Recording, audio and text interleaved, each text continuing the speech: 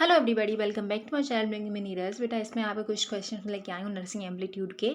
तो ये ऐसे क्वेश्चंस हैं कि आपके पूछे ही जाते हैं एग्जाम में। लास्ट 2 साल से आपके फ्लोरेंस नाइटिंगेल में पूछा जा रहा है कि आपके फाउंडर ऑफ मॉडर्न नर्सिंग कौन है, फादर ऑफ मॉडर्न नर्सिंग कौन है, और आपकी जो पहली नर्स थी वो कौन है। तो ये क्वेश्चन आपसे पूछे जा रहे हैं, तो प्लीज़ आप इन्हें देख लें, ठीक है। फर्स्ट क्वेश्चन है आपका, what is the medical term for teeth doctor. Teeth doctor के लिए मेडिकल टर्म कौन सा यूज़ किया जाता है? The doctor of medical dentistry, ठीक है, ये आपका टर्म यूज़ किया जाता है। नेक्स्ट वन है आपका the founder of modern nursing of professional nursing के लिए, तो वो आपको पता है फ्लोरेंस नाइटिंगेल है, आपको पता है। ये आपका इनका वॉन हुआ था इटली में, तो ये वॉन हुई थी इटली में, आपको याद रखना है।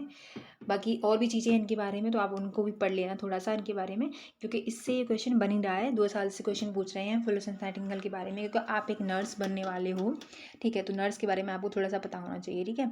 और नर्स का बिहेवियर कैसा होना चाहिए, ये सारी चीज़ें आपसे लास्ट ईयर मतलब 2022 में पूछ चुके हैं, ठीक है। और ANM GNM की फुल फॉर्म आपसे पूछ चुके हैं।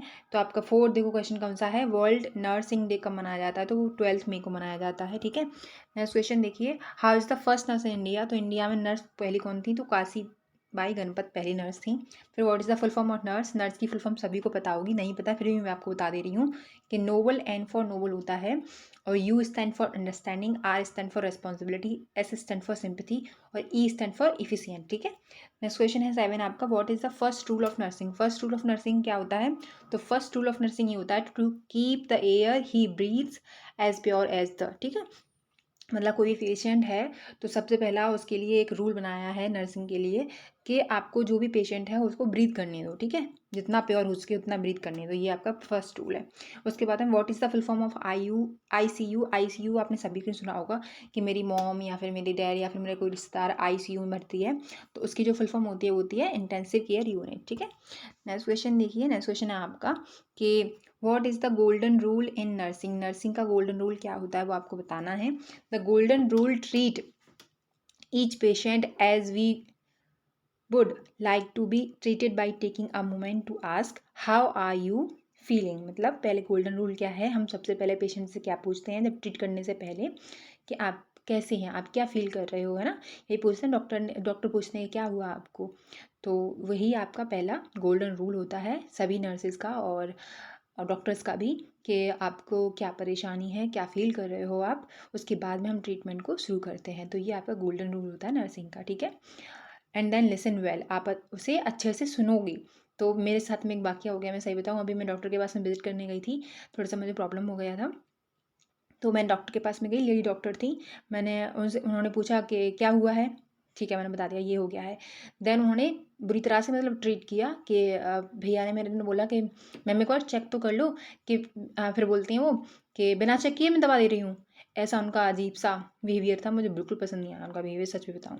नेक्स्ट क्वेश्चन देखिए, what is the logo for nursing. Logo for nursing के लिए आपको सभी को पता है, ये लोगो नर्सिंग का होता है। और कुछ आपका, और फिर symbol of nursing day, symbol of nursing day आपको पता है यही होता है।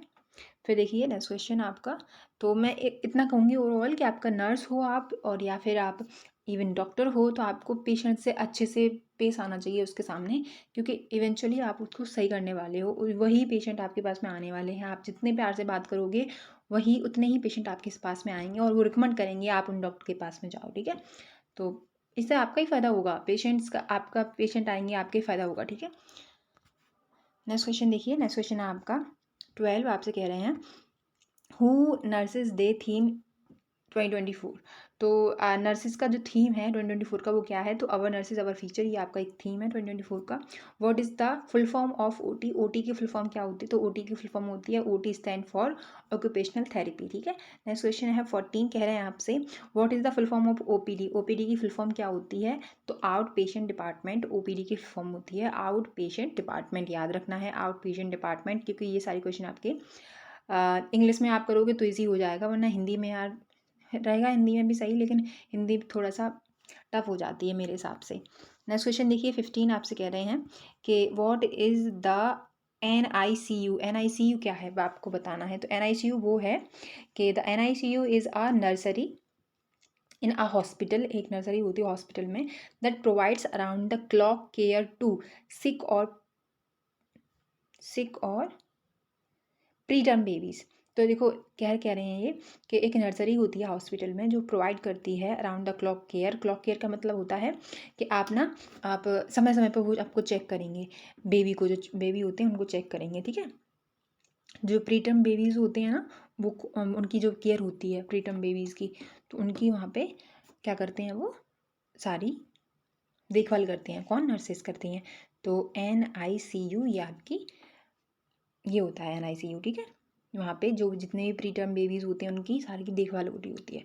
Thank you so much for take care. और आगे और भी क्वेश्चन है मैं आपको शेयर करूँगी जल्दी में।